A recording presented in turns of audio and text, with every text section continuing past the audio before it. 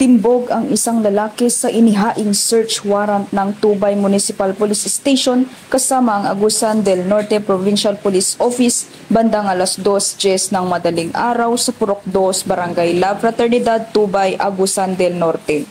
Batay sa inihaing search warrant, naaresto si alias Pero 36 taong gulang at residente ng Barangay La Fraternidad, Tubay, Agusan del Norte. Nakumpiska mula sa kanya ang pinaghinalaang shabu matapos ang paglunsad ng isinagawang raid ng nasabing istasyon sa kanyang tahanan, kung saan natagpuan at nakumpiska ang humigit kumulang na 5 gramo ng shabu na nagkakahalaga ng 3,400 pesos.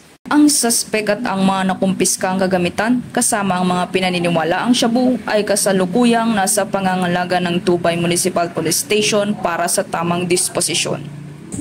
Mula dito sa Police Regional Office 13, ako inyong PNN Correspondent, Patrol Woman Maria Joana Tukpan, alagad ng batas, tagataguyod ng Balitang Pulis.